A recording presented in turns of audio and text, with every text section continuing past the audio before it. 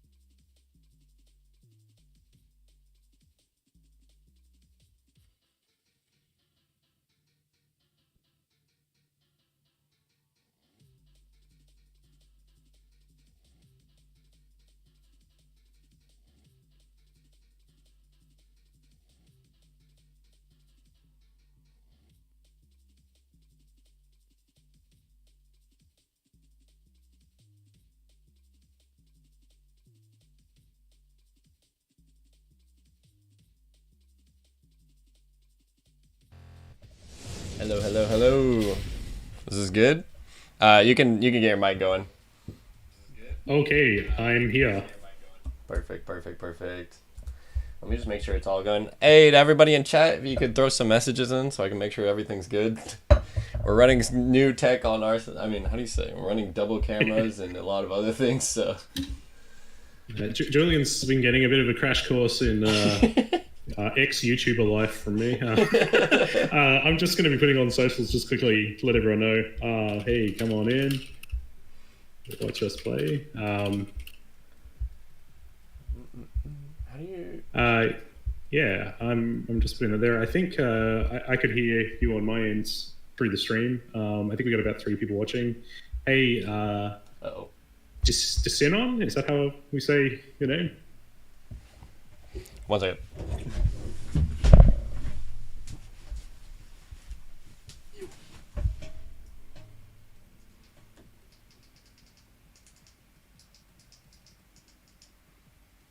Hey everyone, Julian's just jumped out just for a sec.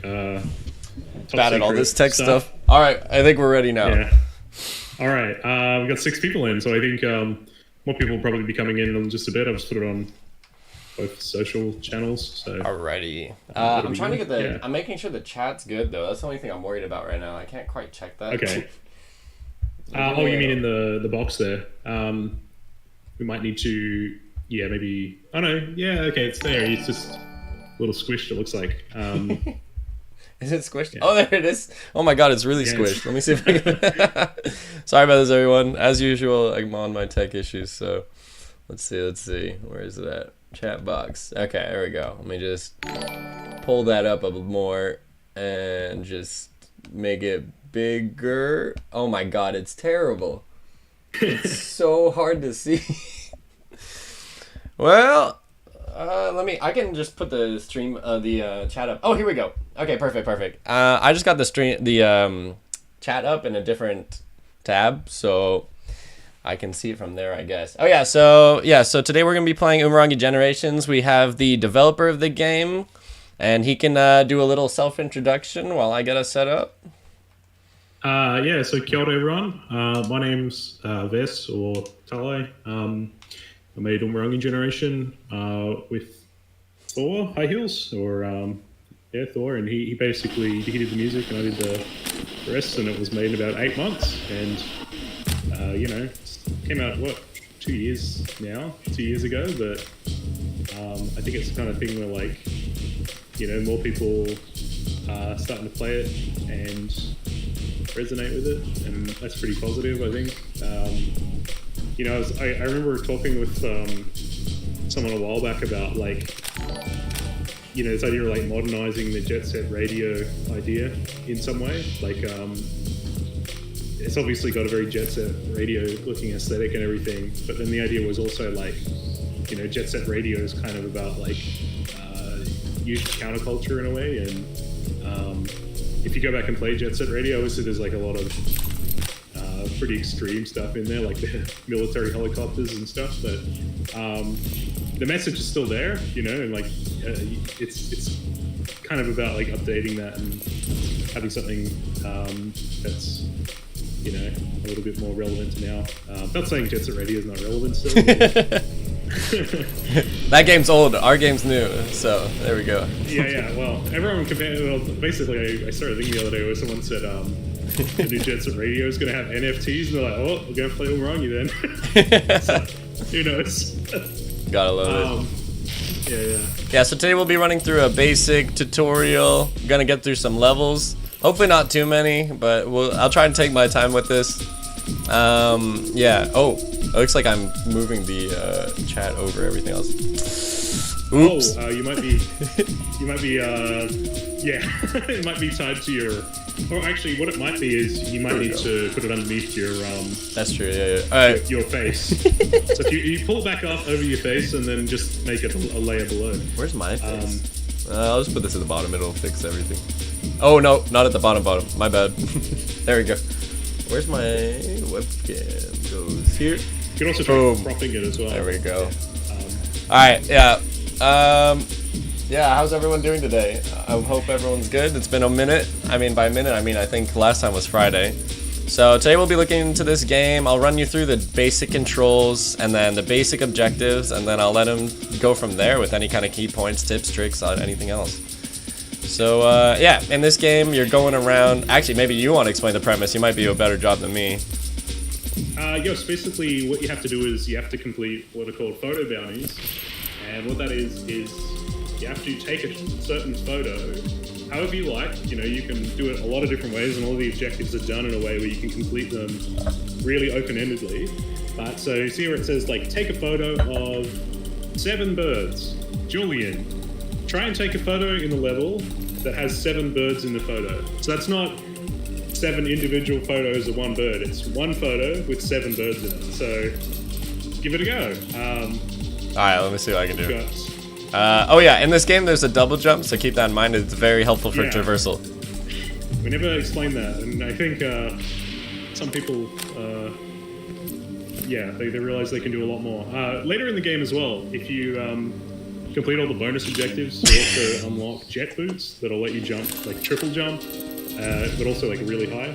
Oh yeah, I think I have those equipped. Sorry, I may have too much unlocked. That's alright. So the other thing, I guess, like, because Julian's got everything unlocked, is you can also change your lenses by using the scroll wheel, and the lenses are also tied to certain objectives. So like certain objectives, you need to complete it with a telephoto, and a telephoto is a little bit different because it already starts really zoomed in. So if you're trying to,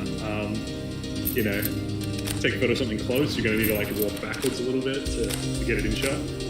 I'm still trying to get these 7 birds, man. Well, maybe you got to get a lens that's a little bit wider. There we go. We did it. Alright, so when you hear that, I don't know if you guys heard the keyword there, but sorry, not the keyword. There's some audio clip that plays when you actually hit the bounty. So after I exit out of this, it'll show that I've completed it. And then we have all these different filters. So we got exposure, got color balances, color tints, saturation, contrast, and hue shift, bloom, and chromatic aberration. There you go. And you want any add-ons for those? Well, something so interesting is that, like, I guess it's like a cultural thing, is that based on where people are, their photos tend to look really different. Like, something I noticed is that, like, in Japan, like players from Japan, they will take photos and make the sky this really nice blue. And I think that might be because, like, this is just what I'm thinking, is that, like, when different cultures like have photography and marketing and stuff, there's like different, default looks, if that makes sense. Like, if anyone remembers, like back in 2011, every game had like a weird blue tint on it. Every video game, like if you think of like Battlefield or Hitman Absolution, they had this weird blue tint, and that was like I guess American photo styling at the time. And so like it's really interesting because like you can tell just sometimes by looking at people's photos like where they're from just based on like what it looks like. So I think that's really interesting. But yeah, the idea is that once you take your photo, you have free reign to sort of edit and correct it however you like. So Julian's done this pretty awesome thing. I've actually never seen anyone do it like that. It's pretty cool. Just messing around. I think it's the idea that like when you play the game, you can sort of like you can really like create your own style and put your own touch on the photos. The idea is that like when you play the game, you're slowly unlocking new lenses at the same time you're unlocking new like color correction stuff. So if you have no experience with photography at all, it sort of acts like a tutorial on like, let's just introduce the concept slowly. Like, when you play through the first level, you unlock a telephoto lens, and that sort of shows you like what's the difference between sort of standard lens you get and then this big sniper long lens that'll let you zoom in very close, and then the next level has a couple of objectives that are based around that rule. That's kind of like how we plan the whole game, is this idea that like you drip fed a little bit of content each level that sort of acts like a tutorial just based on the objective. So like the objective might require you to use like a certain type of lens, and that means you'll have to like learn how to like position yourself properly for that. Yeah. So Julian's just taking photo of the skateboard here. Got it. Oh, it didn't even hit the Union Jack actually. Maybe I zoomed into it. You gotta be close by. So see that little magnifying glass? That means you gotta kind of be standing really close to it. So that's actually, in the game, just to simplify it, we call it just close by, but like, in actual photography terms, I believe that's called a like macro shot, which is where you're standing close to the subject, and then you can use what's called like a macro lens, which is one which has a very, very shallow depth of field, and you can get these really, really like, they're called macro because the idea is that you're making a small thing big. So you might have seen certain time-lapse photography. They do that as well, where they do that but on a big object to make it look small. It's sort of like an inverse of that, and I think a funny thing about things like camera term, one thing about camera term, so it's like, for example, you were talking about macro lens there, and I think back in the day, or not even back in the day, maybe like 10 years ago, a lot of people might not know what like a macro setting is or any of that, right? But I feel like your people's knowledge, like the general population's knowledge of like photo taking scales a lot with modern phone capabilities, you know what I'm saying? Like a lot of phones nowadays come with just like a macro setting, like standard, So it's like, that's when I first found out that macro even existed, even as a term, Yeah, it's like modern phones are actually like pretty good for entry level photography. Like if you've got like a modern smartphone, you can either like pick up lenses that can clip on, or like just use the camera's lenses itself. Because like my partner, she has an iPhone, and one of the lenses on it is like a wide angle, and I was like, hey, this is actually like pretty comparable to the effect you get from like a real wide angle. Yeah, right. And I guess like, where we're probably going to go at some point is that they'll start having fisheye lenses on them as well, which you can get in this game. And the idea with a fisheye is it's sort of designed to make your image look circular. And people use them for like a lot of stuff. Like some people use like a fisheye lens for like skateboarding photography, and like they'll have that there, and it's kind of like, when someone's doing like a sick ollie or something, it sort of makes the board bend out and stuff, and it works pretty good. Very nice. Yeah. Let's see. Yeah, so I mean, do you want to go into the process of the game? Like, what was for you the most challenging aspect of the game making? And then what do you think, came the most natural? Yeah, well, so, the story is that the game took 8 months to make, and that was by necessity because I was losing my job, but I think it's the kind of thing where basically what I think what the biggest thing was, and this is sort of a rule I think most indies, especially ones who are just sort of getting into it, and like if anyone's in the audience and they're thinking of getting into games, this is like a really good place to start. Is like make something that's achievable and like know when to cut off your scope in like a friend of mine sort of said like, hey, get an idea, polish it, and just with that small idea, like see what you can do with it, and don't let like feature creep come in where like we're adding way more stuff that's probably not even needed. Like for example, the original scope of the game, when I first like thought of the idea, I thought to keep it really simple, imagine if like you couldn't even jump. Like I was thinking, what if it was a game where like not jumping was like part of the challenge, where maybe it was like, to get high up you need to like travel around and use stairs and stuff, right? Then I kind of really looked at what I wanted the vision of the game to actually be in terms of like, we want to get people being creative and stuff like that. And it was the idea that like, well, actually, if you can let people jump or at least like move a little bit out of the bounds and stuff like that, you're giving players more creative freedom to like, take photos and stuff. Yeah. And to give you an example of like ideas that I had that obviously didn't make the cut, but hey, there's always Umurangi 2 or something like that. Is make a sequel. Yeah, well, I mean, I think it would fit with like the tone and stuff of the game, but like it'd be kind of cool if you could like ride a push bike, like a bicycle. Yeah.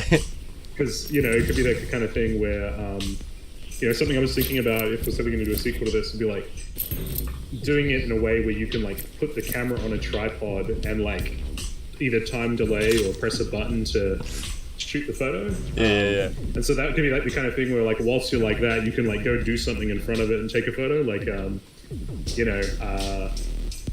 like for example, if you were on a push bike and you set your thing up where there's like a ramp or something, then it's like you go off the ramp and you take the photo when you think, and then you like rush over and have a look.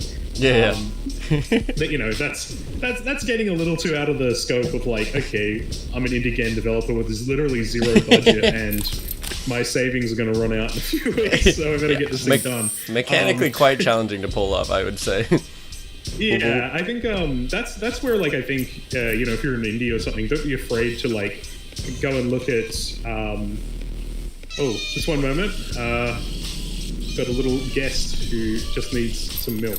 It's my no worries. Alright, I'll go over some of the other stuff in the game. So yeah, as we were talking about, we have the bounties, which are the main objectives of the game. So right now there's 1, 2, 3, 4, 5, 6, 7 objectives, and we got 5 of them out because of the white derpy eye bird. Yeah, I was trying to make the bird look evil with the pigeon. But yeah, so we got Mountain Mawau and 2 boom boxes. So I mean, that's the mountain there. I mean, I know where everything is. I've played this game so many times. But yeah, we'll get a nice shot of the mountain real quick. There we go.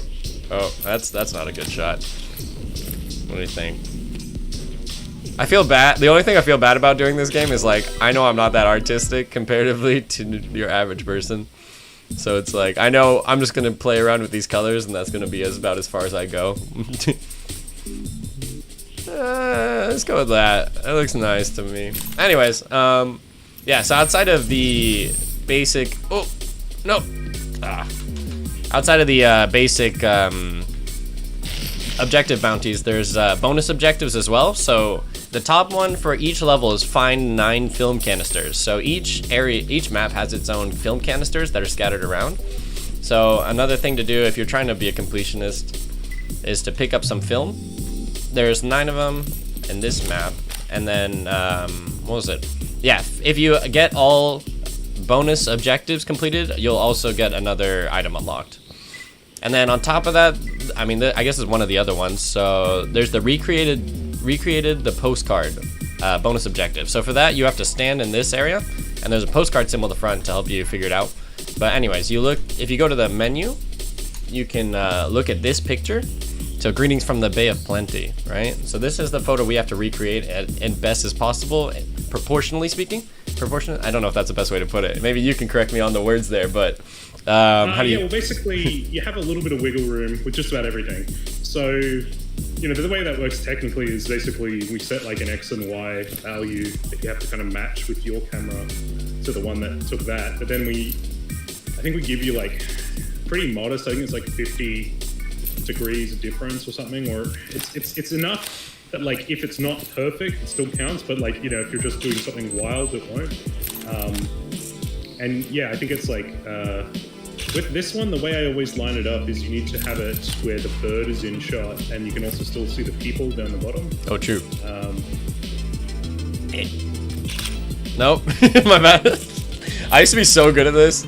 It's been a minute since I've done this, to be honest. Trust you me, have to. I think I've done this level like easily over like 5,000 times with just all the debugging and making sure everything's working on. Yeah, because we did the debugging together, man. That was so fun.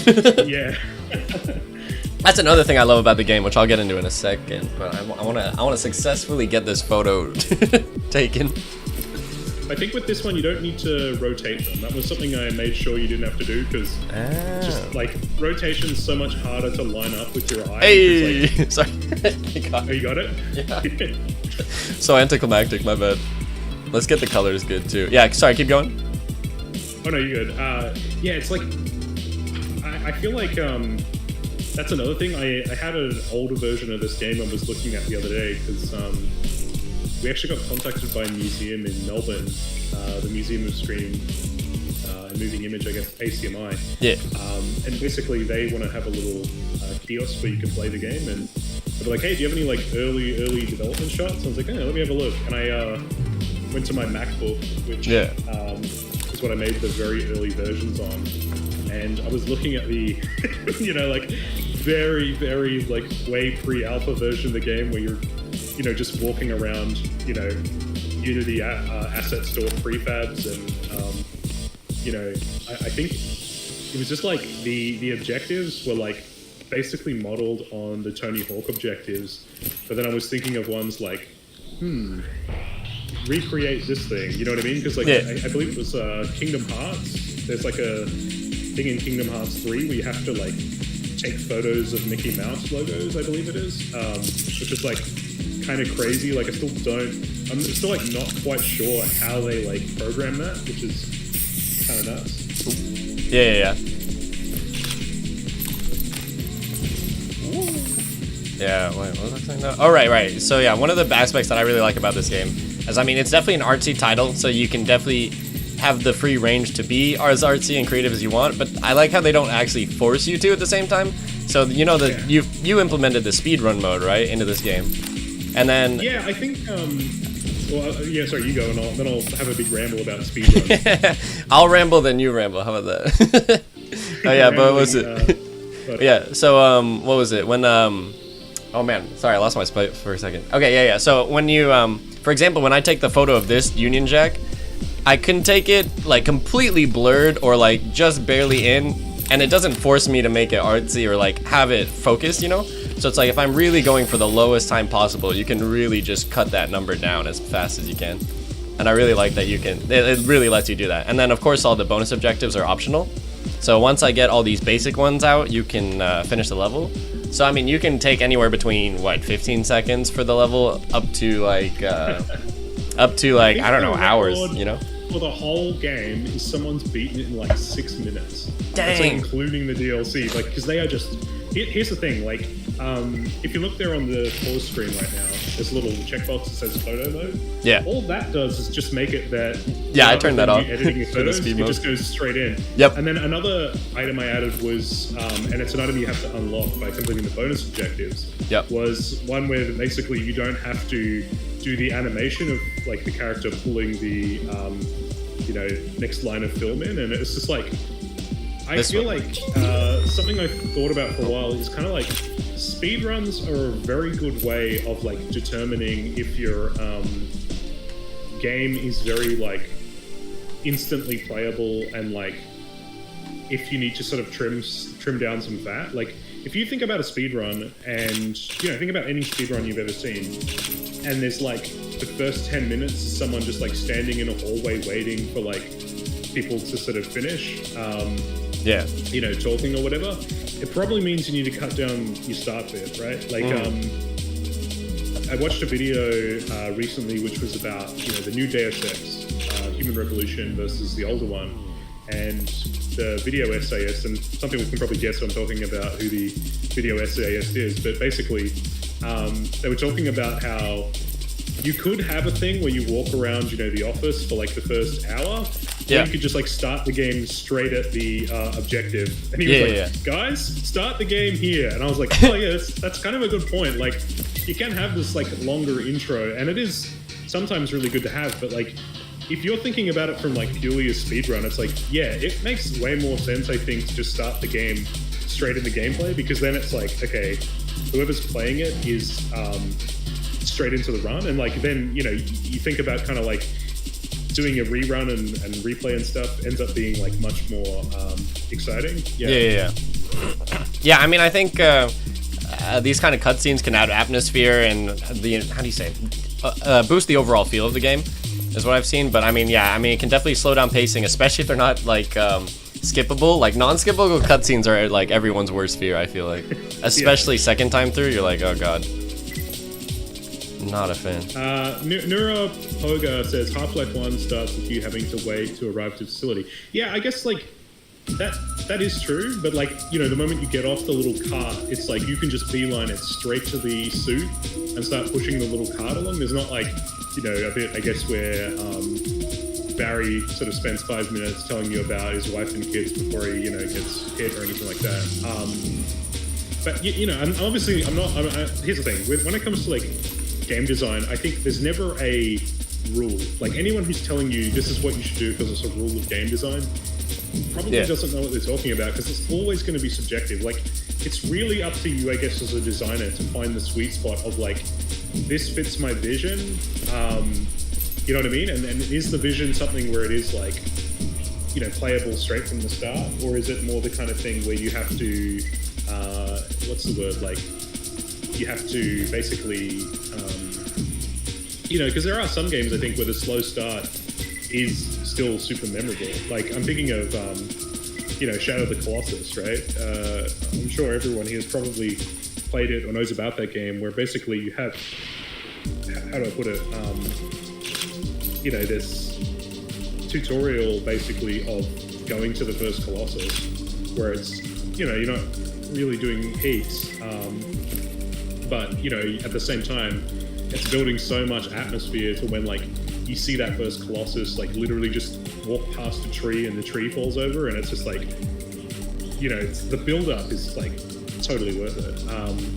You know, for me, I think that, you know, going forward, I really want to make games where they're, like, very, you know, gameplay playable type, if that makes sense. Like, where it's, you know, start the game, you kind of end. Like, think about, like, you know, the game Bloodborne. I really like that game. And I basically, I thought about that game a lot when actually making this game. It's kind of like that idea that, like, you wake up on the table, and depending on how you play, you're either, like, at the, you know, the 100 stream, like, within a few minutes, or you're there, like, you know, you're just going to run straight past that dog and go to the 100 stream through the, you know, the lamppost, you know? Yeah. And I think it's like, it's just a very, like, interesting way of designing a game.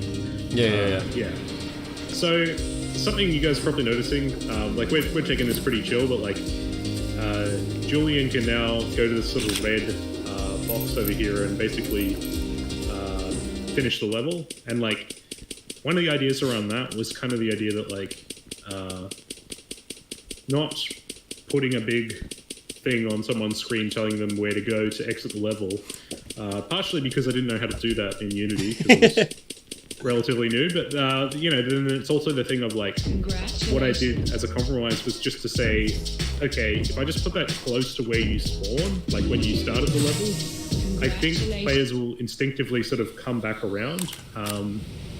And it also still leads to them, like, exploring the level to sort of, like, you know, if they're exploring the level, there's a chance they'll just come across random things that'll end up being kind of like, oh yeah, I want to take a photo of this, you know what I mean?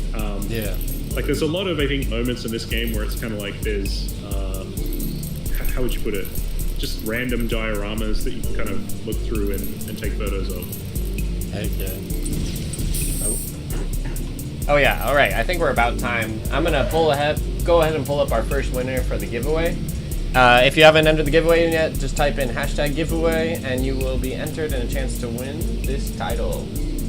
Let me pull up the thing real quick.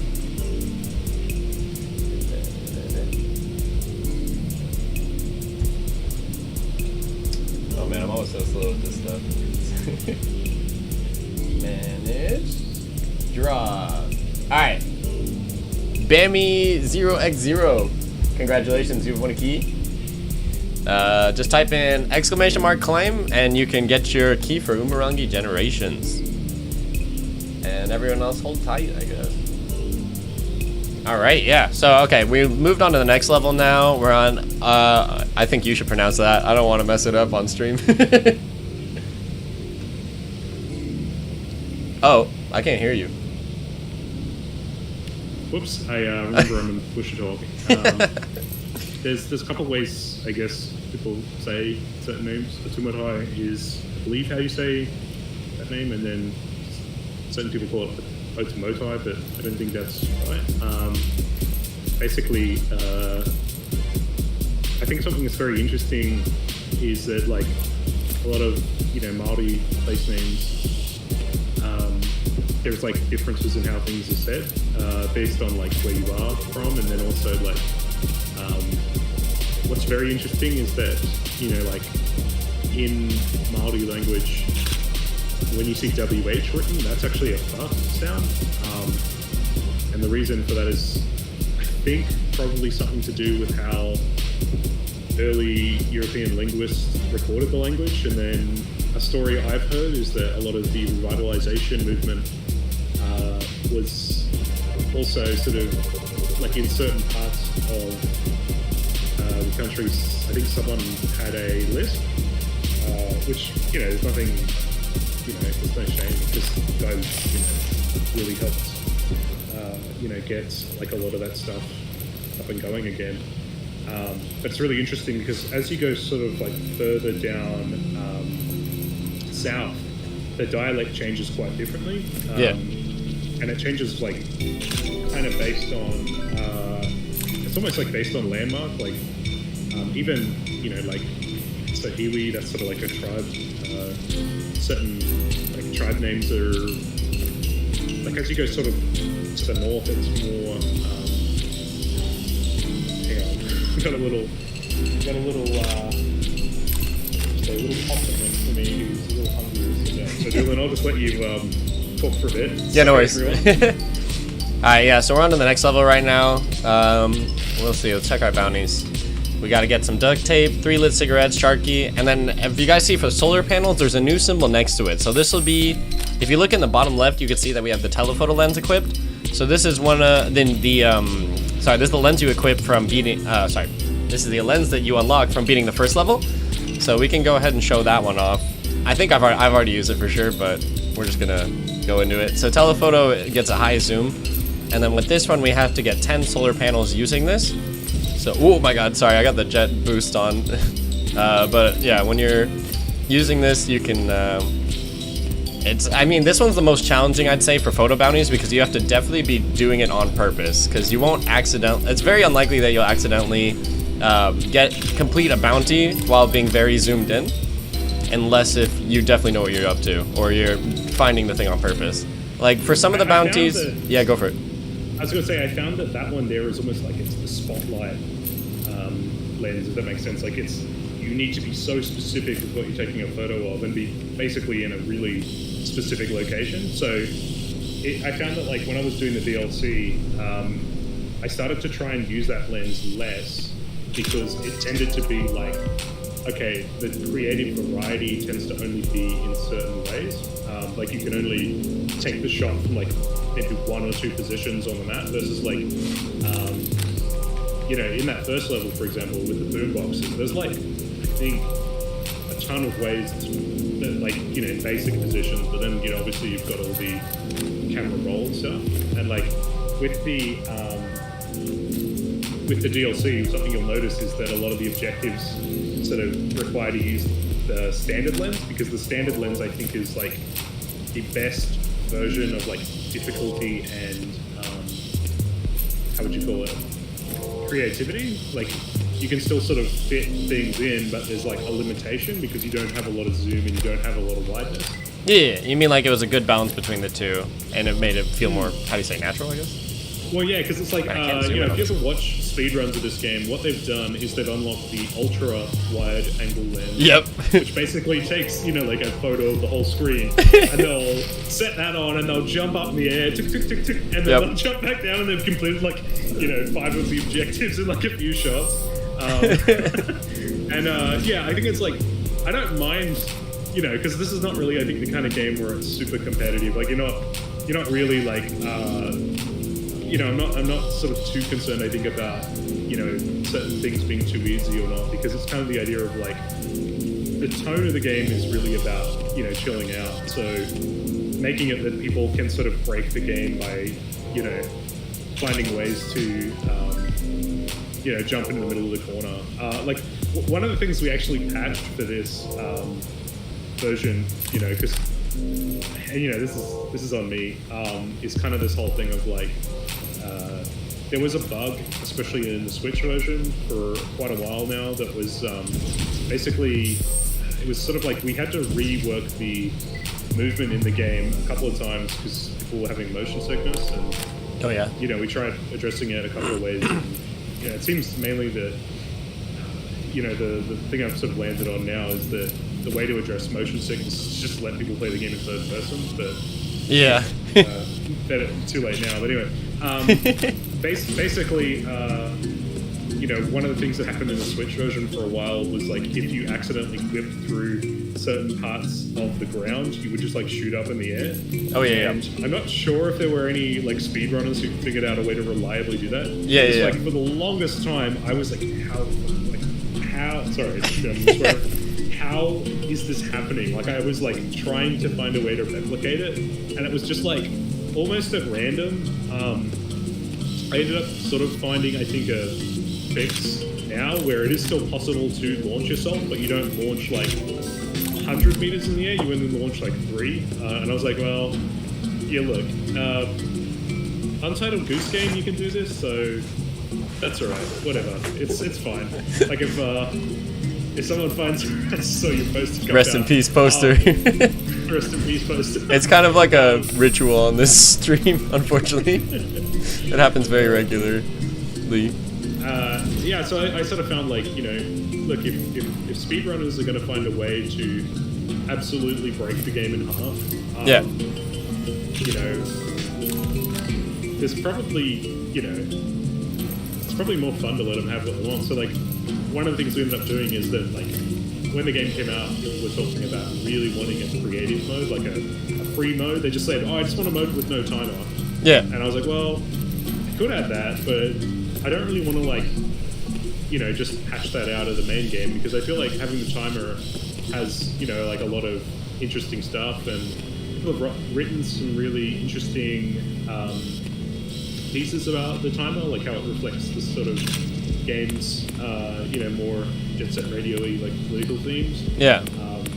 And I was like, okay, well, I'll make a creative mode where you have no timer and you have unlimited film. And I was like, well, what else can I add? Because if we're going to do this, let's like give people a lot of stuff to muck around with. Right. And so that was the idea of like, okay, we'll give them, we can change the skybox and the environmental lighting out. And then I thought about that a bit more, and one of the ideas was like, okay, we've got these debug tools that hang on. No worries. Put some milk in, there you go, cookies. Basically, we had these debug tools which were basically just letting you fly and click through walls. Yeah. At first I was like, oh yeah, we could like let people fly and call it like a drone mode or something, right? Yeah. And then, it was kind of the idea of like, well, why not just let them click through the walls as well? Because like, look, they're going to break the game anyway and make photos. Creative should be about letting them do whatever the hell they want. So like, the whole idea was, okay, well, yeah, you can click through the walls and everything and totally see how the scenes and like the game is all, badly put together or whatever. But the trade-off is you better be taking some cool photos I can see at some point. But, Quid what I pro mean? It was quo. the kind of thing where like some of the most awesome photos are people using the creative mode to just like clip through a wall and like silhouette people against things. Oh, And yeah? like, this was worth it. It was worth it. Like, I wonder if I'll see that on the I remember- contest. Well, you probably will, because I think the prizes for the contest are pretty good, and I think like a lot of people who are probably Umurangi players from a little while ago wouldn't pass up maybe trying to win another Instax. Yeah. Oh, yeah. So for I guess we should probably go over that real quick if you want to talk about the contest. Yeah. Well, so we're giving away a Umurangi decorated Xbox Series S, which you can see on Twitter. And we're giving away an Instax printer, which you can print your photos off as little Polaroids. And we're also giving away 3 t-shirts. I've got one of them on right now. You can have a look. It's by Nice, someone man. who goes by the label of, I think, Blue Sky, but it's the Japanese version of Blue Sky. Yeah. And basically, we made this design sort of to look kind of like a anime OVA cover. Nice.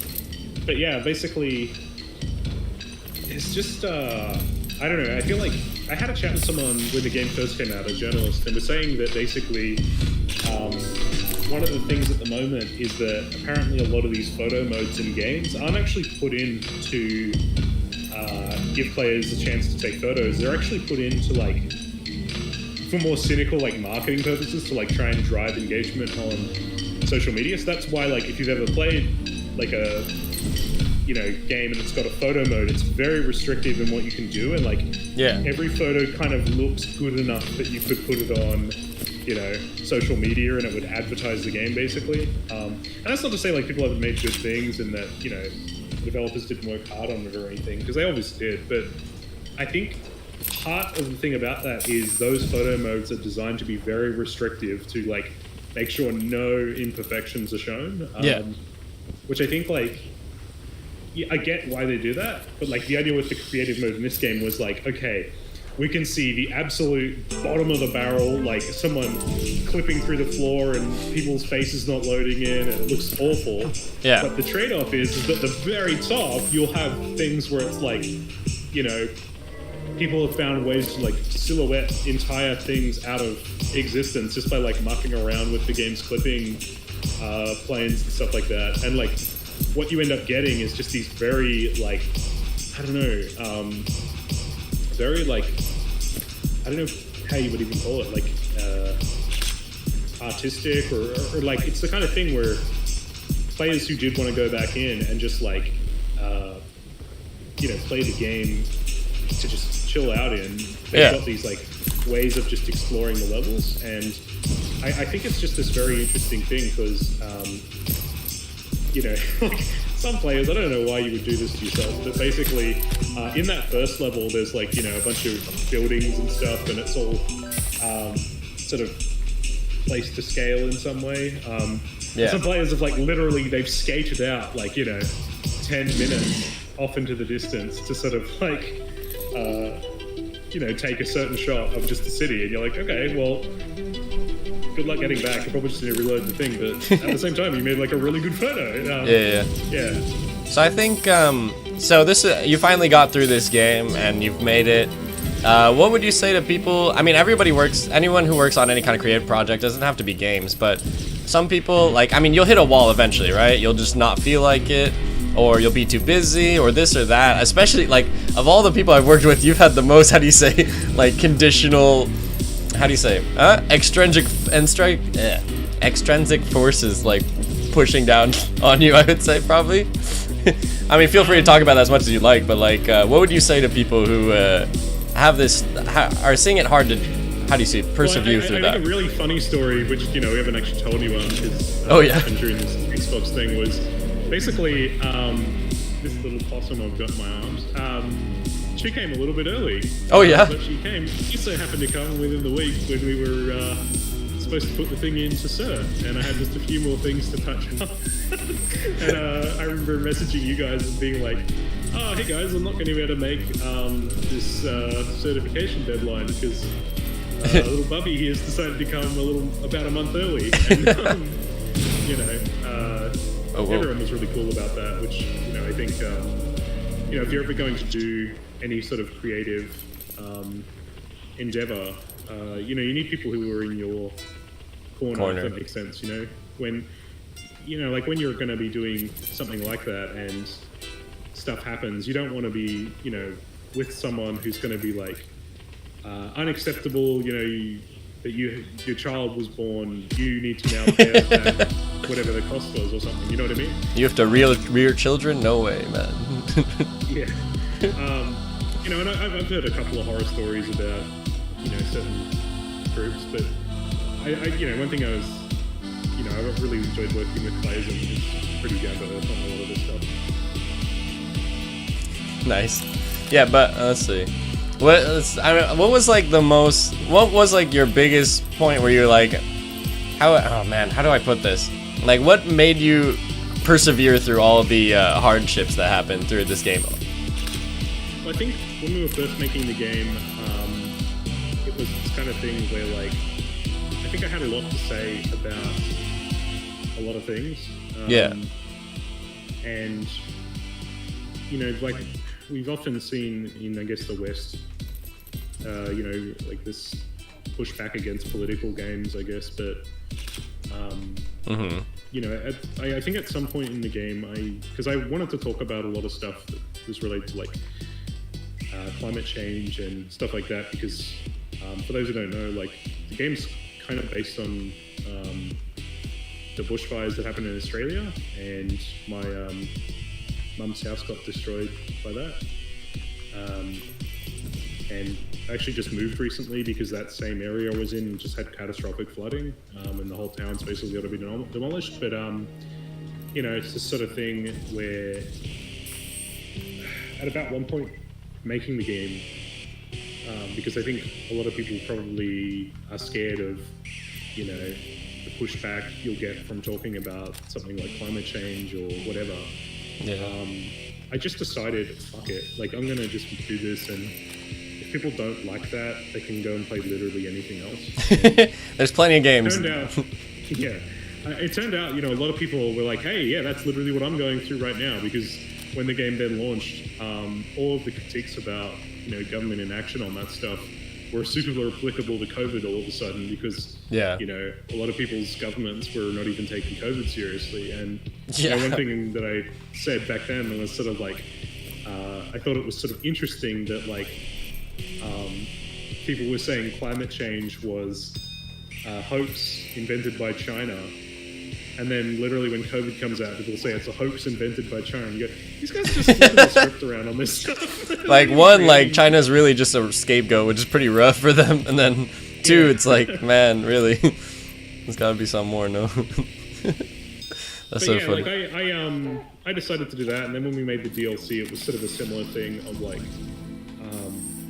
you had sort of the DLC is kind of based on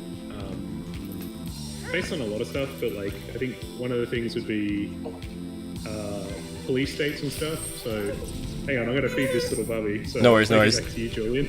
Yeah. All right. Sorry, I've been slacking on the gameplay outside of just taking photos. I'll get back into it, but yeah, we're in an underground area now. I think, yeah. So this game touches on a lot of some political notes, I guess would be the way to put it, and let's see, themes, I guess. But as I said, it's like Jet Set Radio, but bringing it up to the modern age. Yeah. You know, I think like Jet Set Radio, they kind of like, it's all there. It's just that it's coated in coolness, I guess, and that's kind of like the approach that this game also takes. Is like, you know, there's a lot of stuff I think about, not just like you know, political, like neoliberal government issues, but there's also like a lot of stuff about, you know, like I guess you would say like contemporary colonization and like a lot of sort of indigenous issues and stuff in there.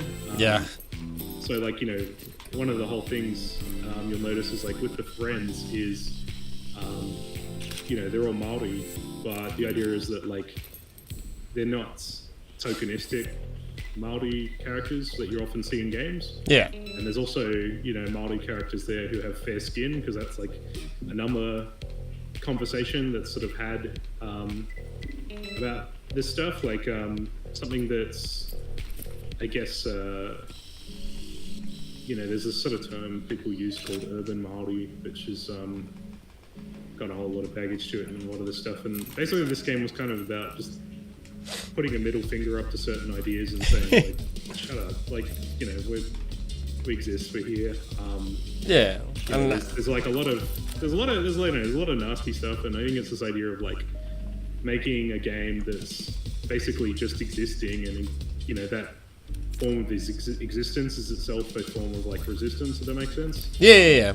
I mean, to put people in a, how do you say? I mean, you have people label people for sense of categorization, and then through categorization comes, how do you say, association, and then that's where you can really just end up, how do you say, making things more messy than it should be.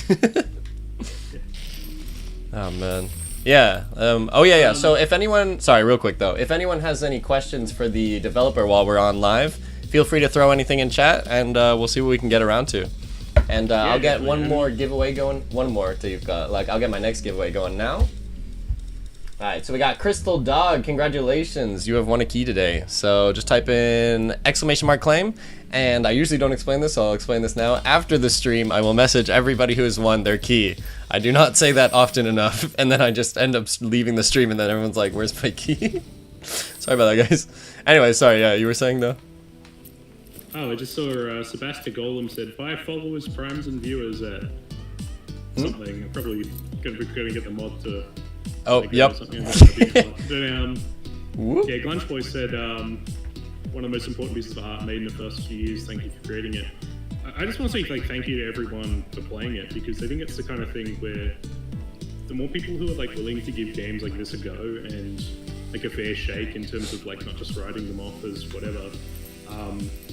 I think that helps the whole industry sort of grow into a bit more of a like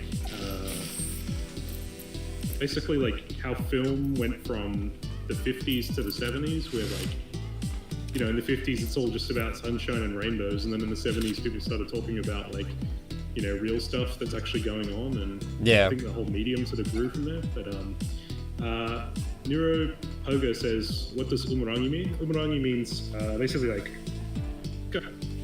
sorry, I have this little bottle coming out of my hands.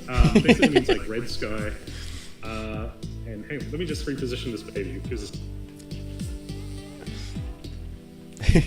yeah, so Red Sky Generation is the translation of the game, and he had a really good explanation as to why he went with Red Sky, if you'd like to go into that. Yes, so basically the idea is that just one second, she's got to have a little sit now. Right? So cute. The idea behind it is kind of like, it's that red sky you see just as the sun's going down. That really like red, orange, like almost the cover, like the color of like, a heating element or something. You know what I mean? Like that really deep orange. Like it's that one that you see on like that final sunset or that final sight. And so like, there's a lot of reasons I chose that name. The first one was kind of like this idea that the sky shouldn't be red. In that sense of like, when these bushfires happened in Australia, the sky was red.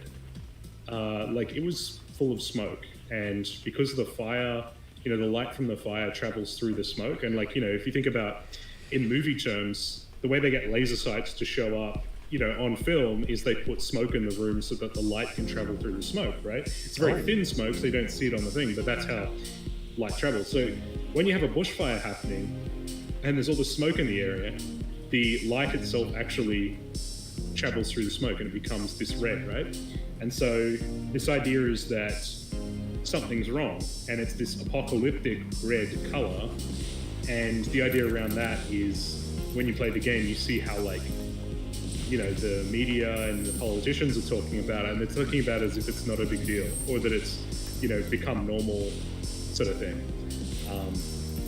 The other part about that is when we think about that idea of like a red sky, it's the idea of like a sun setting, right? And so it's this idea of this is the red sky generation. This is the last generation before the sun goes down and never comes up again. So it's the idea of like the Umurangi generation is the last generation who has to watch the Earth die. And you'll see that when you play the game.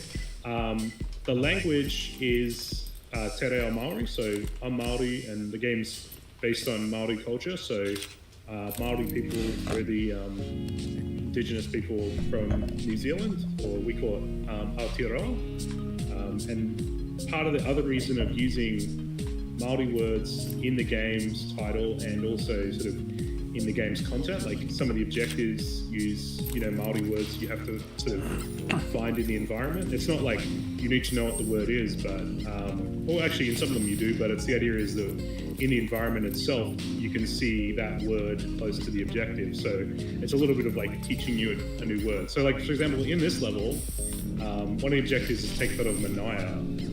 Now, a lot of people might go, what's a Manaya?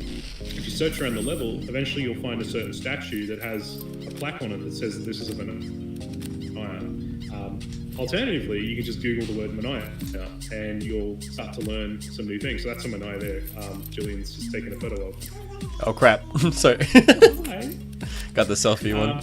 Did anyone hear that? So basically, yeah, the idea is that when you sort of, the reason I put those words in that were basically Maori words is part of this, stuff that we sort of talk about in terms of like decolonization or indigenous knowledge. It's this idea that it's about putting indigenous words and indigenous ideas up on par with not indigenous words and ideas, and saying, hey, they're actually, just as valid and equal. So, the idea around that is basically, if you want to get really epistemological with it, so very philosophical, it's that idea that you can say, basically a lot of Western philosophy has its origins actually in Greece. And so, when you think about that, that's like Plato and, Heraclitus and all those philosophers there. And their epistemic framework is this idea that knowledge exists between someone's ears, and people with the biggest brains are the smartest and whatnot. And so if you're going to go from a very philosophical thing, the idea is that like indigenous knowledge is a different epistemic origin, and because of that difference in epistemic origin, it sort of informs how everything tends to like come from that.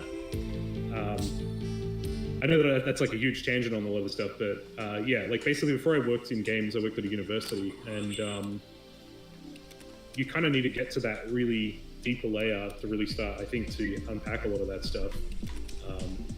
Yeah, sorry.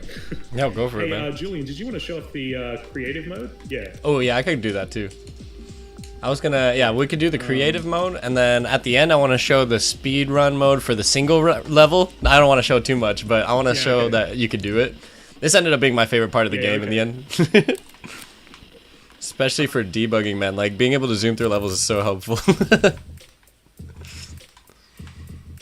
Yeah, oh, nice, it's awesome.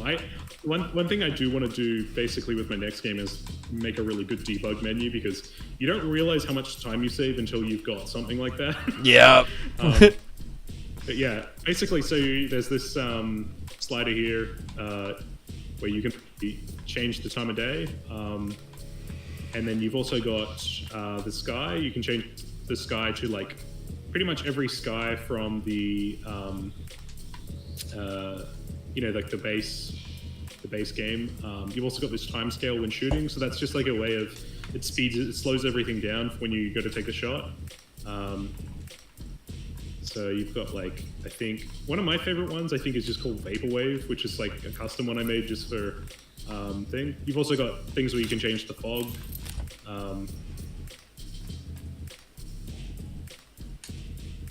Ooh, nice. Yeah. Glunch Boy says this game is most fun in creative mode, in my opinion. Yeah, I think it's like, it was, I think, a huge mistake on my end not to include that from the start. But yeah, I guess once again, didn't have the time or luxury to fully flesh a lot of things out. And you know, I think it's the kind of thing where I just tried to be pretty humble with you know, what I could and couldn't do, and if people could, you know, like people could sort of you know, and you're upfront about it, and you say like, oh, well, what do you guys want? And a lot of people wanted some pretty good stuff, and we were able to accommodate for it. So yeah. like, you know, when the game first came out, you know, there was no controller support and there was no key rebinding or anything like that. And you know, it's the kind of thing where certain players who, you know, need that accessibility were like, well, you know, I can't play it until it's there. And you know, it was the kind of thing where I was pretty happy to provide it and try and implement a system that I thought would, you know, help all that stuff through. Yeah. Hey Julian, what you should do is you should use the ghost mode and go through the floor and take a photo through Ghost the floor, mode? because Oh my god. that'll, you know, then that way we can go full Oh my god. circle and tell people about. I never did this. Wait, you never did ghost mode? I never did ghost mode actually. So if you press B, you can, yeah, go through, and yeah, you get to see the seams of how everything's made. But you know, you get to make pretty cool shots. Like I think someone took a really cool one at one point before we even implemented this, where they clipped through one of the walls and they took a photo looking up through the water, and I was like, that's cool. That's what I mean when I say, like, you know, if someone's glitching a game out, it's not always a bad thing.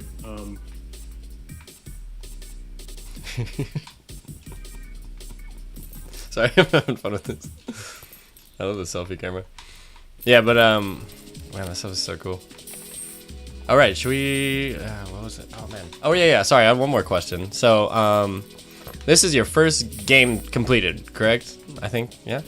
Yes. So if you could, if you could do it all over again, what's one thing that you would change, if you had to? What's one thing you would change, and what's one thing you would never even consider readjusting, or like, you know, keeping? How do you say, making it different than what it is now? So, and this is some advice for anyone who's getting into games. Actually, when a tutorial says this is probably the way you should do it, you should probably just follow the tutorial. Well, actually, that's actually, hang on. If it's an official tutorial from Unity, you should do that. But if it's a YouTuber who's kind of just, hey, what's up, guys? My other camera's in the shop, and I'm going to show you how to do this thing. Yeah. Take that with a huge grain of salt, because sometimes that person might be telling you something that is going to absolutely bite you in the ass. Like, you know, 6 months from now, you'll be like, oh, why is my character not rendering? Or why is this thing not working? And then you go and you spend like 2 days being like pulling the game apart and putting it back together and trying to figure it out. And then you realize, like, oh yeah, the person who like told me to do this thing on like, you know, this idea was totally wrong. Like, Top 10 animated betrayals. Well, there's like a really good YouTube channel called Brackies, right?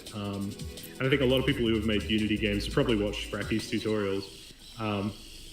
And this is absolutely not a slight against Brackies or anything like that. But I remember at one point he was sort of showing people how to do an audio manager, and he said, oh, the easiest way to call this is to just use the find object of type command. And it is a really good command. It just basically finds an object in your scene that has a certain script attached to it.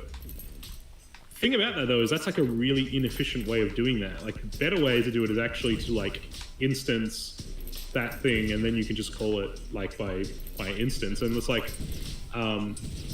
you know, I think that when I was originally learning this, because I'd done instancing before in ActionScript, because that's what I did before Unity, and I was kind of like, okay, this is not how I think I should do it, but I'll, you know, give this person the benefit of the doubt. And then, like, when I was porting the game to Switch, it was like kind of slow, and I was like, what the heck is causing all this issue? And what it was is every time a sound effect would play, it would be basically searching for the sound effect manager through like, you know, 1,000 different objects in the scene, and then, you know, using a sound effect, and it was just like not super efficient. Yeah, basically, I don't know. I think there's probably like a lot of people who at some point want to start their game developer journey, and I'd say the official tutorials are probably the ones you should stick to the most. Yeah. And what's the one thing? Yeah, what's the one thing you love about your game the most? The one irreplaceable part of your game. I think the thing I love the most is that like the players themselves are able to like get creative, and you know, something that's like the joy of my week is going through and having a look at what everyone's posted on social media, like just searching Umurangi or the hashtags or anything like that, and you find that there's just like you can see people enjoy the creative side of it, and it's like I think just such a positive thing because it's like you know, they're obviously like how would you put it? They're finding ways to sort of make their own fun, and I feel like that's you know, something I would never trade in with this game ever is you know, the sort of manual aspect of doing a lot of the stuff. Like also change your sun color. What are you doing? Change your sun color to like gamers or something. Sun color, where's that at? Oh, there it is. Yeah. Second from the bottom. Yeah. Ooh, nice. Oh my god. Basically, I was just looking at Isaiah in the chat who just said versus physics and frame rate headaches. This person has been around this game for a while, and I remember when we first had the first implemented version of like the input system and stuff. You know, they were talking about how like, oh, hey, look, I found a new way to clip through this wall. Oh, hey, look, I found a new way to like, you know, totally circumvent this whole thing. And I'm like, God damn it. But, you know, it was very, very fun thing, I think, because like, you know, I'm super, you know, I'm super grateful to all of the players because like, you know, basically in one of the levels in the DLC, I made it that I put all their names in a room after I'd put this, you know, more restrictive, you can't go through walls stuff. They still figured out how to break it, god damn it. But basically, you know, I put all their names in and I said, if you got into this room, you're probably this person, this person, this person, this person. And, you know, you can still find that room if you use creative mode. Oh yeah. But yeah, I think it's this kind of thing where, you know, a lot of people were having a lot of fun and yeah.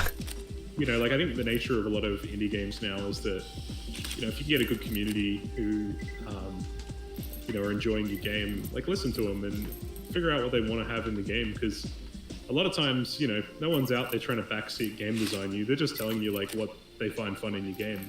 Yeah. And it's totally up to you how you want to implement their feedback. Like, you know, if someone said to me, get rid of the timer entirely, well, you know, it's not within the vision, I think, to get rid of the timer, because I think having the speedrun element to it is really fun. But, you know, saying, okay, I'll get rid of the timer and give you more than what you asked for, which is creative mode, you know, where you can basically do all the stuff Julian's doing right now and, you know, see how all the scenes are put together and basically have this really fun mode to just mess around in. You know, that solves the problem, but then it's kind of like, you know, now there's even more. Like, you know, a feature that you know, we put out on the Steam version, which has gotten a little bit of use, but I think the way we're going to properly move forward with it is to actually make some stuff ourselves. Is we added a feature on Steam, and I believe the Windows version should work as well, based on how it's set up, which is basically there'll be a folder in your documents which lets you sideload content into the game. Yeah. There's a bit of a muck around setting it up, but like, I think it's the idea that like, you know, if players really did want to go and make their own levels and figure out a way that I'm not legally responsible for what they do with them, it's the kind of thing where they can have the whole photo engine of the game with whatever they kind of want to have, you know, in there as well. So like, you know, one thing I was talking with Thor about the other day was this idea of like, maybe with the next release we do, we can actually add some bonus levels to the game that are stuff that we've sort of made that's like not even related to Umurangi itself. Like he's working on a game, I'm working on a new game, but then there's the idea of like almost just having them be like you know, a little sketch pad of, you know, 3D assets and stuff that are maybe like not even in the same art style, but you know, like one of the ideas I was having was like, you know, what if it was a level where there's a lot of like 2D characters that are basically just billboarding wherever you're looking. You know what I mean? Like they're Yeah. cartoon 2D animated characters that are kind of like billboarded. Oh, by the way, that lighting you've got right now looks really cool. Yeah, you know, and it's just that kind of thing of like, I think it would be really cool, you know, giving players like more freedom. And I think that's like, to answer the original question, which I think you asked like 10 minutes ago, I just rambled, it's like, I think the freedom, I'd never change that, because I feel like the freedom players have in the game is like so important to, I think, like them just having a good time, you know? Like, you've been messing around in this custom level, and mostly with like, birds. You go back to the settings and just yeah, mostly with birds. But like I noticed, like you keep you know, just messing with a few settings and then just like seeing how it plays out. Like, Yeah. You know, one of my mentors, he used to always say this thing of like, you know, see how things play out. And it was that whole idea that like, you know, he taught me a model of design and a certain type of, I don't know how you would call it, like not necessarily a workshopping tool, but like a process of designing with people and how to like navigate difference around it. Like, so like, you know, if you've got people and they're all from different cultures, it's a really good way of saying or showing visually and like through what people do that like there's actually more in common than you know, you realize amongst people. Like there's more common than there is difference, right? Yeah. And you know, it was this kind of thing where basically how would I put it, you know, something he always said is when you do that process, you don't try and control what the results are. You see how they play out, and then you, part of the, like, you know, thing you would do as a moderator is you try and navigate people into where they can sort of like, you know, navigate the difference, right? Which is a really important skill, I think, especially for sort of like a modern era, is this idea that like you need to be able to like, I guess the word is, yeah, navigate differences. You know what I mean? It's not that idea of saying, you know, everyone's ideas are equal, because, you know, there are some people out there who think drinking horse bleach is like an awesome idea, and you go, that's probably not, you know, a good idea, right? But it's that kind of thing where you go like, okay, it's a really good thing, I think, where you say to people like, here's the tools, now it's up to you to make a good photo. You know, like in this game right now, Julian, use the tools in creative mode. You've just taken a photo now that I've never seen before, which is of birds. I've never seen anyone take a photo with that red next to that blue background. Like that, to me, it looks awesome. This will be my submission to the contest. Well, I'll put this one. Actually, though, I could totally put that one in. I'll just get the ball rolling with a bunch of bird photos. You know, don't try and rig it. I mean, you probably know the event organizer, which is you. Might be iffy. Oh man, yeah, okay. Yeah, so lastly, if you want to put your socials back in chat one more time, I'm going to get our last winner for today. So, let's see what we got. Do we want to try out the speedrun mode? Oh, right, yeah, I want to do that too. Yeah, okay, so we got Sire, Aeasire. Congratulations, you have won a key. Hit exclamation mark, claim. And I think we'll end off with a speedrun, yeah. One thing that's actually very interesting, and I'm going to dob Asire in here, is Asire actually made the trailer for the Xbox version of the game. Oh, yeah? Nice, really, man. yeah. So I was looking through, and I was like, hang on. Nice to meet you, sir. Yeah, and so it's probably should have just sent the code that, you know, I know they're one of the biggest fans of Umurangi, so I know it won't go to waste, I guess. Congrats. Good. Lunch Boy, can you only submit once for the contest, or basically, we'll take your most recent one. So like if you took 4 photos, so basically you can like submit a set of 4, or you can do fan art, right? You could do like 1 fan art or something. Basically, if you like took a set now, and let's say like this is the first time you've played the game or something like that. Well, actually, yeah, you said earlier that but let's say someone who like, this was the first time they took a picture and like it was their first week of playing, and then they've come back, you know, you know, a couple of weeks later, and they've gotten a bit better at the photography side of it. Yeah, we'll just take whatever ones, you know, like it's the kind of thing where obviously if you're just going to like spam, it's, you know, probably not going to look good, but like, you know, if we can see like, oh yeah, they're just submitting some more, it's totally fine. You know, it's all about quality, not quantity. I think, you know, like I think last time we held a competition like this, it was kind of nuts because it's behind you, Julian. There we go. You got it. Yeah. So this is the single.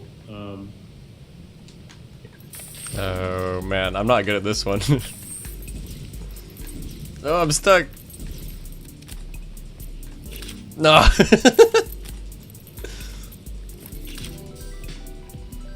I used to be good at this back in the day. This used to be my day. It seems to. This might be a little bug, I think, because I think we're in speedrun mode, but it's actually loaded in a level, so I'll have to fix that and submit this to Steam. Quick scopes, thank you. Might be a little difference between the versions, but yeah. Yeah, that's what I like about the game. I mean, yeah. Like, I love that you can, I mean, take some time to chill and just take photos, but then if you really want, you can really just get into the speed of it. You know what I mean? Like, that flexibility. I think this game runs into two demographics of, well, I mean, I'm sure more, but like mainly it would be people who love photography, art, and then people who love speedrunning. For sure. Is that it? Boom. Here I always jump off. I always get the order of operations wrong. Do you know a faster way up? I usually just jump. I usually just jump off. I know that they routed this really interesting way where basically they used the corner to then use the jet boots to like boost up onto the thing and just run to the objective. That was like another thing is when we did the DLC, we added in some rollerblades because everyone was saying, I really want to be able to run. Like they were like, oh, I really don't like the fact that you're very slow. Like you're basically walking everywhere. Yeah. And yeah, it was just the kind of thing of like, we went, well, and you know, once again, I'm asking for one thing, does it fit with the vision? You know, I could just patch in the ability to press shift to run, right? Yeah. Well, maybe instead we make it like the first thing you unlock in the DLC, which is, you know, not even running. It's like triple the speed of running, and now you can do mad tricks as well. And, you know, it made it that like, if you have the jet boots enabled, and you have the things, you can basically like do a backflip midway through doing your jump. And you know, it was just this kind of thing of like, okay, players ask for one thing, how can we give it to them with like, you know, even more than what they asked? Yeah. Oh yeah. So I guess the last question for you would be, what's your plan now? What's next, man? Well, I have something very secretive to do with Umurangi that I can't reveal yet. Fair enough. But I think it's going to be very interesting. I think it's a very good fit.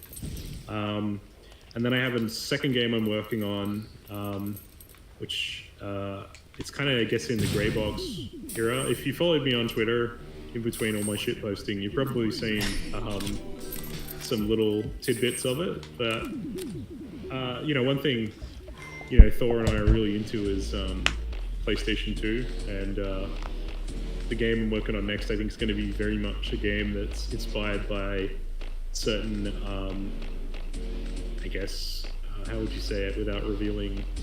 It's kind of based on that PS2 horror era. So, like, Yeah. in a lot of indie games, you see this idea of like PS1 horror, and PS1 horror mainly comes from the fact that no one knew how to code good control systems. Like it was all tank controls, or you know, you had to basically account for the minimum spec, which was people had just the D-pad PS1 controller. Yeah. And so what that ended up being was, I think this, you know, something that's maybe a little bit more not philosophical or whatever, but kind of that idea of like, when games went to the PS2 era, they had like all these good control methods, and you know, Super Mario 64 had come out and shown everyone like, hey, this is how you like make a character that controls well in 3D. Yeah.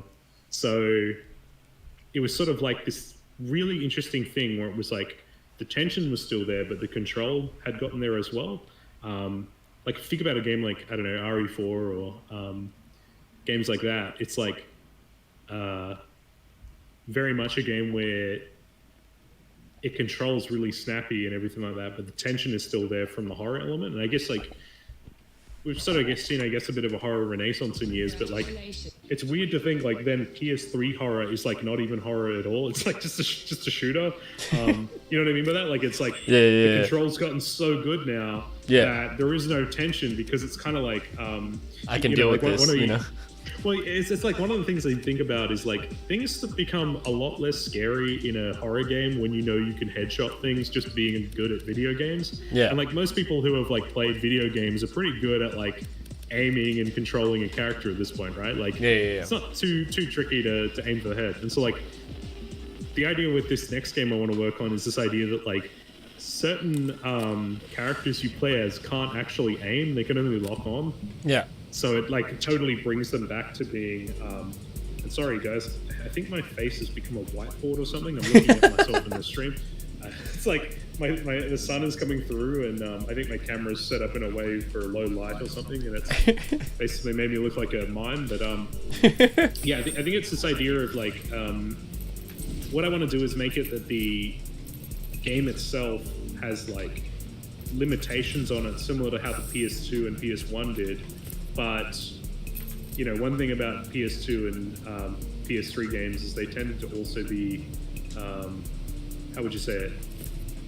They kind of didn't have the, I wouldn't say user interface, but it's more that idea of like, I was playing this PS2 horror game the other day, and it was like, certain actions don't even appear on screen when you can interact with something. Right. And so you kind of have to just be like, you know, pixel hunting around a level because it's not super intuitive. Maybe that's the word, intuitive. So like, yeah, certain, how would you put it? Certain, I guess it's the idea that like what you'd do is you would sort of like make certain elements of the game very like easy to understand and like accessible. You know, like putting an icon up that says like press this button to open a door, or like, you know, putting a thing on the UI that says like, hey, you're about to die, dumbass, like go heal yourself. Rather than, I guess, some of those PS2 games, it's weird because like if you go back and play a lot of like PS2 games that are sort of like I don't know, 7 out of 10, 8 out of 10, you know, it's not the ones that people like remember the PS2 for. Like it's not like your Metal Gear or a thing like that. Right. They kind of just feel like indie games, you know, and you can see like, oh yeah, this is probably where they ran out of money, or like this is where they basically, you know, had to cut this idea, but they'd done all these levels for it, right? Yeah. You know, and it's really, really interesting, I think, because like I was playing this game and it was The Thing for PS2. I don't know if you guys know what that game is, but basically it's like got this super high level of like polish, or not polish, budget behind it, because it's this, you know, big IP, and you know, like The Thing, the movie from 1980s, is like really big, but like basically this game has this super indie feel because it's like they hadn't quite worked out third-person controls yet. It's got all these really experimental ideas that you go, there's no way anyone would put this in right now. Like, there's this really cool mechanic in it where basically, if characters don't trust you, the best way to make them trust you is to just give them a gun. You know what I mean? It's super like niche. It's like super counterintuitive. It's super not counterintuitive. The word would be like basic. Like it's a super basic. Oh, like, gotcha.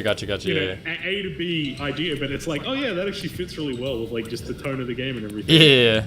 Because like I get the feeling like if that was, you know, in a game now, it'd be this kind of thing where you'd have to like slowly drip feed the character up, like build up to it. Build up to it. Like with that game, it's just like, yep, give me a gun and I'll trust you. But you know what I mean? Like then if like you know, that character stops trusting you, they've got a gun and they'll just kill you, right? Like, I don't know. It's a really, really cool thing. Nice. So yeah, that's my rambling answer. Yeah, well, I mean, this has been Umurangi Generations for everybody. We got the contest going until... Well, we got one contest ending on the 24th, if I'm not incorrect. 24th? Yeah, that's the keys one. So we have 10 key giveaway ending on the 24th, and then we have the big, how do you say, photo/fan art contest ending on the 7th, with submissions being cut off at the 6th. So that should be right. Yeah. So yeah, let's get some good submissions in there. I'll put my bird photos up if I get some time, and yeah.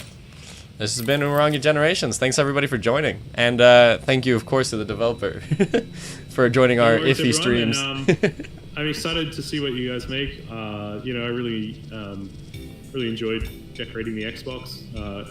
If you don't mind, Julian, can I just post a picture of the Xbox in the chat? Oh yeah, please do. Yeah, please do. Put all the anything you like. I'm totally down. I should make I want to make a separate roles just for like developers, so that if anyone ever wants to talk, if you're fine chilling out in the chat, then then if anyone has developer questions, they'll just know which one's you. Oh, hang on, Julian, I'm not logged into Twitch and I forgot my password. I'll send you a link. Yeah. And maybe what you can do is put it on the stream quickly, like just. Yeah, of course. You know how like in Streamlabs? Discord. Oh yeah, I think I have to log in too now. Right. Oh wait, we're good. I don't know. I lied. Twitch is strange. Sometimes my computer loves, like, just totally puts me in, and then other times like your password doesn't work. Actually, Julian, maybe what you could do is put it on the stream overlay or something. Maybe. I don't know how to do that. How about we just put it in the Discord? Sorry. Okay, we can put it in the Discord or oh man, the chat or something. Yeah. I'm not the most impressive with my text. Everybody who watches our stream definitely is noticed by now. Oh man. Yeah, but yeah, thanks everybody for joining, and it was nice to see you all again. And yeah, we'll see you guys back in Discord. If you don't know our Discord, let me put the link in there. Oh goodness. I think if you just exclamation mark, one second. I can do this. I can do something. Oh no. Oh no. Well, I guess our Discord link is at the top. All right. I guess we'll just have to leave it at that. Sorry about that. No worries. All right. Thanks everyone.